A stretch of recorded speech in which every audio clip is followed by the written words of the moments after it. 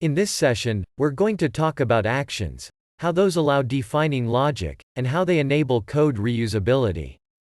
To reuse code, we're going to create actions, and those actions will contain logic flows.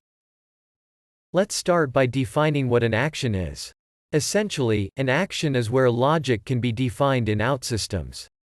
Depending on the action's type, this logic will either be executed on the server side or on the client side. Let's have a look at what action flows are. Every action has a logic flow in it, which is where logic is actually defined.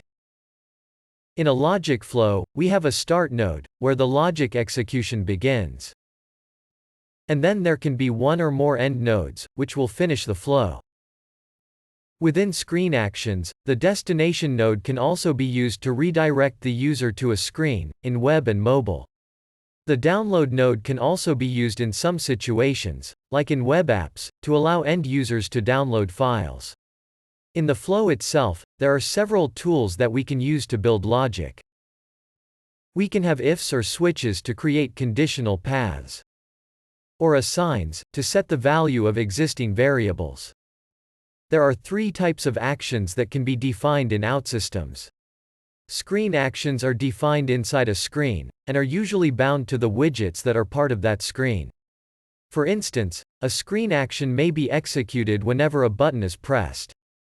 Since they are defined inside a screen, their scope includes what is defined at that screen's level. So, besides screen widgets, the scope also includes aggregates defined at the screen level, screen input parameters, and local variables. Then you have client actions. These are somewhat similar to screen actions. However, client actions are used throughout the module and not bound specifically within a single screen. It is important to know that these two types of actions execute on the browser or device. Finally, we have server actions, which allow defining logic that is to be executed on the server side. When we talk about code reusability, we're actually talking about logical code reusability. This reusable logic is provided through actions. Code reusability enables developers to better maintain their codebase and focus on smaller problems to solve, by defining smaller and reusable pieces of logic. In the end, this means that within an application, you will define several screen actions, client actions, and server actions. It's also important to note that screen actions may have input parameters and local variables, whereas client actions and server actions may also have output parameters. Within an application module, several screens will exist, and inside each screen you can define multiple screen actions. Screen actions may reuse other screen actions from within the same screen, but not from other screens. Remember that the scope of screen actions is limited to the screen where you define them. Similarly, client actions may reuse, or call, other client actions. The same is also true for server actions. A server action may call itself or other server actions. As mentioned before, a screen action from one screen cannot call a screen action from another screen. However, screen actions may call client actions.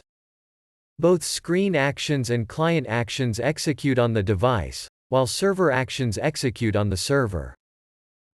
This means that a network connection is required at runtime in order to call a server action from within a screen action, or to call a server action from within a client action.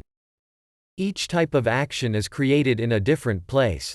You create screen actions inside screens under the Interface tab, but you create client and server actions in the Logic tab, inside their respective folders.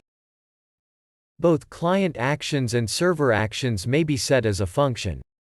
This restricts them to have only one output parameter, and makes them available to be used inside expressions. Their flow is defined visually as any other action. Also, when a client action is set as a function, it can only call other client actions.